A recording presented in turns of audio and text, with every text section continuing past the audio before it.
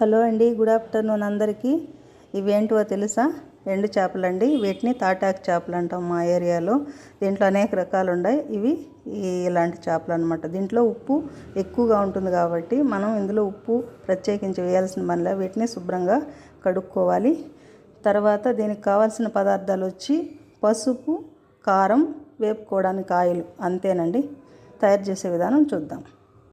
ఇంతేనండి. ఈ చేపల్ని ఈ విధంగా చాలా శుభ్రంగా నెమ్మదిగా, ఇవి ఎండు చేపలు కాబట్టి కాస్త గట్టిగా గడిగామంటే తునిగిపోతాయి. కాబట్టి వీటిని 2-3 సార్లుగా నెమ్మదిగా కడుక్కొని ఈ విధంగా నెమ్మదిగా ఇలా రుద్ది కడుక్కోవాలి. లాస్ట్లో కొద్దిగా వేడి నీళ్ళు పెట్టి లాస్ట్ టైము కడిగేసి శుభ్రపరచుకోవాలి.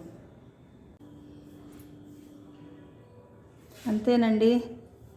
చేపలు బాగా ఎండు చేపలు శుభ్రంగా కడుక్కునేసాం. ఈ విధంగా వీటిని ఈ ఆయిల్ ఉంది కదా, ఈ ఆయిల్లో ఫస్ట్ ఉత్త చేపలే వేయించి పక్కన తీసుకోవాలి.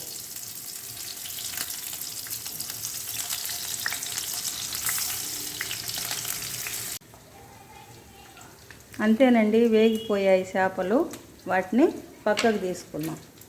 ఇవి ఒక పక్కకు తీసేసి ఇందులోనే ఈ మిరప్పొడి ఉంది కదా, మిరప్పొడి, పసుపు పొడి కలుపుకున్నాం.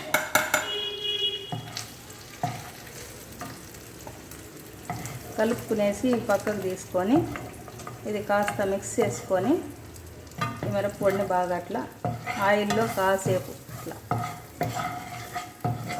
ఇది ఫ్రై అన్నమాట. దీన్ని అనేక రకాలుగా చేసుకోవచ్చు. ఇది ఫ్రై కాబట్టి కొద్దిగా ఎక్కువ అవసరం లేదు, కొద్దిగా వాటర్ కలుపుకున్నాం.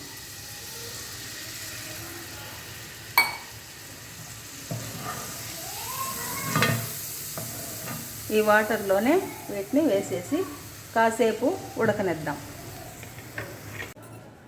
అంతేనండి. ఆ విధంగానే సన్న సెగ మీద, ఎక్కువ మంట పెట్టకూడదు, అలా అని మరీ లేకుండా కొద్దిగా సన్న మంట పెట్టుకొని ఈ విధంగా డ్రై అయ్యేదాకా మనం వేపుకోవాలన్నమాట.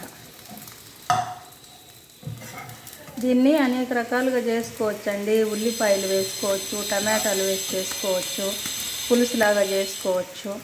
ఇదే కాదండి, ఎన్నో రకాలు ఉంటాయి ఎండు చేపలు, వాటితో రకరకాలుగా చేసుకోవచ్చు. అందులో ఇది ఒక రకం అన్నమాట. ఇది ఫ్రై అన్నమాట.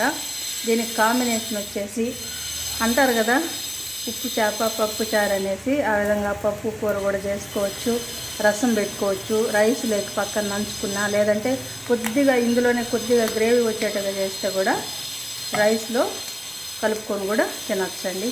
ఓకే అండి, ఇంతే. ఇది మీరు కూడా ఒకసారి ట్రై చేయండి. ఈ విధంగా మీకు కనుక నచ్చితే లైక్ చేయండి, షేర్ చేయండి, నా ఛానల్ని సబ్స్క్రైబ్ చేసుకోండి. ఓకే అండి, థ్యాంక్ యూ ఫర్ వాచింగ్.